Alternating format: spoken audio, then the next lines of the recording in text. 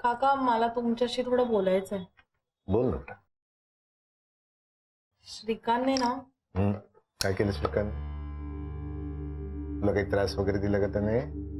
नाही मला काहीच त्रास नाही दिलाय, पण तो स्वतःला त्रास करून घेतोय. म्हणजे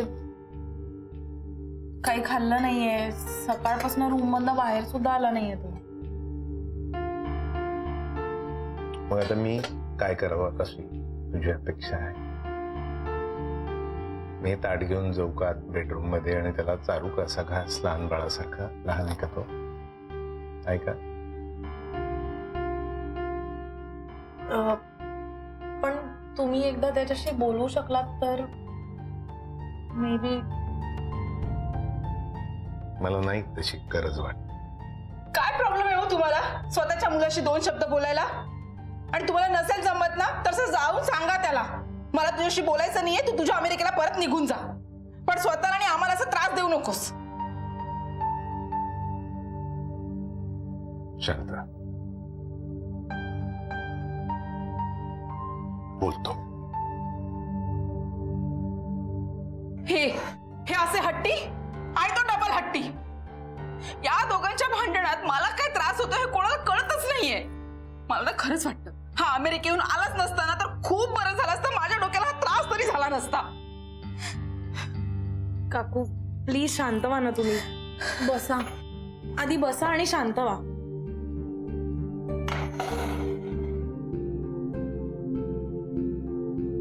शांत व्हा ना काकू. ओके काकू, असं म्हणून कसं चालेल मला सांगा. श्रीकांत मुलगा आहे ना तुमचा, त्याला तुमची गरज आहे आणि त्याचं खूप प्रेम आहे तुमच्यावर. आता जर हे त्यांनी सगळं ऐकलं तर तो परत अमेरिकेला निघून जाईल आणि मग तुम्ही कितीही वाट बघितली तरी तो परत येणार नाही. पण मी हे सगळं आनंदाने बोलते का? कालपासून जेवला नाही हा मुलगा, मी सुद्धा काही खाल्लं नाही. आता हे जाऊन कोण सांगणार आहे त्याला? चुकीचं वागायचं ते वागायचंच आणि वर स्वतःच म्हणणं खरं करायचं.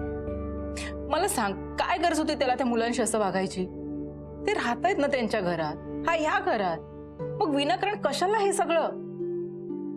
तो चुकीचाच वागलाय मुलांची. मग पण त्याची काहीतरी बाजू असेल ना, ज्याच्यामुळे तो असं नकळत चुकीचा वागत होता. काय बाजू असणार आहे ह्याची? आणि असली काही बाजू तरी असं वागायचं? अगं मनात काही असेल तर स्पष्ट सांगायचं ना मला.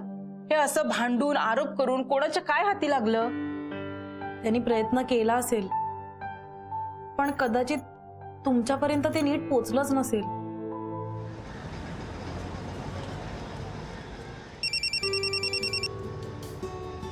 Good morning.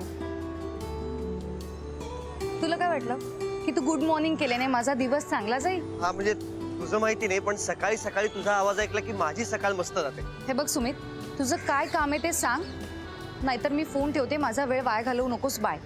ठेव. नाही खरंच ठेवूनच दे फोन. काय म्हणालास? तुझं फोन ठेवणंच डिझर्व करतो मी. तर तू इतकं प्रेम करतेस माझ्यावर आणि मी कसा बघतो तुझ्याशी? मी तुझ्याशी खोटं बोलून राघवच्या बर्थडे पार्टीसाठी मुंबईत थांबलो. काय गरज होती मला हे सगळं करायचं? तुझ्यासारखी समजूतदार गर्लफ्रेंड असताना मी किती चुकीचा वागलो तुझ्याशी यार. वा, फायनली तू ऍक्सेप्ट केलंस. मला ना तुझ्याशी ओरड. नाही तू ओरड, मला हवं तेवढं ओरड. यार सौम्या, तू इतकं प्रेम करतेस माझ्याशी आणि त्या बदल्यात मी कसा वागतोय तुझ्याशी? हा, त्याला काय अर्थ आहे? आणि हे तू तरी का सहन करावंस? गृहीत धरायला लागलोय मी तुला. मला माहितीये, मला मान्य आहे की तू माझ्यावर जेवढा राग करतेस त्याच्यापेक्षा तुझं मन खूप मोठं आहे आणि तू मला लगेच माफही करशील. पण सौम्या, तुझ्या याच स्वभावाचा गैरफायदा घ्यायला लागलोय मी. सुमित, तुला तुझी चूक कळलीये ना. बस मला एवढंच हवंय रे तुझ्याकडून. तू फक्त भरभरून माझ्यावर प्रेम करावंस, मला वेळ द्यावा आणि खरं बोलावं. मला एवढंच हवंय रे तुझ्याकडून, बाकी काही नको. प्रॉमिस. प्रॉमिस. आता परत तुझ्याशी कधीही खोटं बोलणार नाही. सौम्या, गेल्या काही दिवसांमध्ये तू माझ्याकरता किती महत्वाची आहेस याची मला फार स्ट्रॉंगली जाणीव झाली. आणि मला हेही माहिती की तू माझ्यावर प्रेम करतेसच, पण आपल्या रिलेशनशिपची व्हॅल्यू मला कळावी म्हणून तू माझ्याशी मुद्दामून भांडत असतेस, हो ना? I love you. Love you too. आज येतो तुला भेटायला ऑफिसमध्ये. नाही नको, तिकडे नको. तिकडे अरे संजय असेल त्यामुळे आपल्याला नीट बोलता नाही येणार. आपण एक काम करूयात, आपण कॅफेवर भेटूयात, चालेल? कॅफेवर नको यार, माझे मित्र असतील ना तिथे. असू देत ना. मग तू त्यांना सांग की आम्ही बोलतोय, आम्हाला प्रायव्हसी हवी आहे. एवढं तर तू सांगूच शकतो ना माझ्यासाठी. अरे का नाही करणार, ऑफकोर्स करेन. चालेल, मग आता काय कॅफेवरच भेटूयात संध्याकाळी. ठीक आहे, bye. Yes, bye. Love you.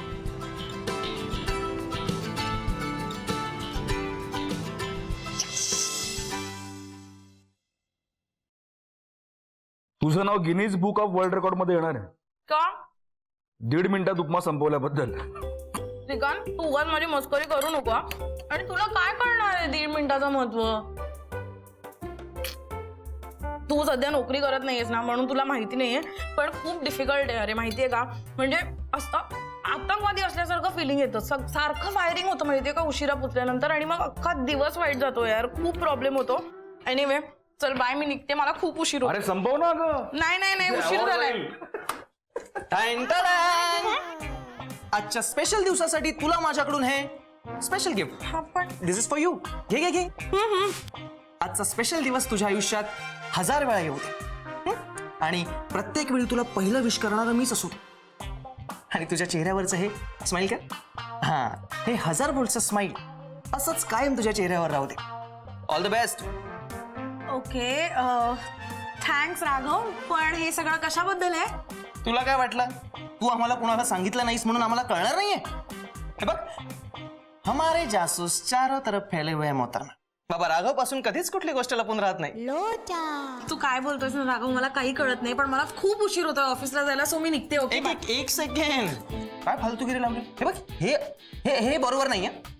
आज एवढा स्पेशल दिवस आहे तुझ्या आयुष्यात आणि तू ऑफिसला चाललीस. ऑफिसला राघव, तुला जो स्पेशल दिवस कळलाय ना, तो सध्या तरी माझ्या ऑफिसमध्ये कोणालाच कळला नाहीये. सो मला ऑफिसला तर जावंच लागणार आहे, आणि मी नाही गेले ना तर मला स्पेशल ट्रीट म्हणून जॉब वरनं काढून टाकतील. Okay, anyway thanks for the gift. मी चेक करते नंतर. बाय.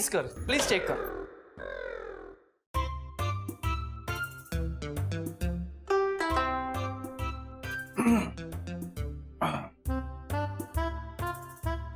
काका काका. आहे ओरडतोस कशाला? काय झालं रे बाबा? काही नाही, तुम्हाला ते काय?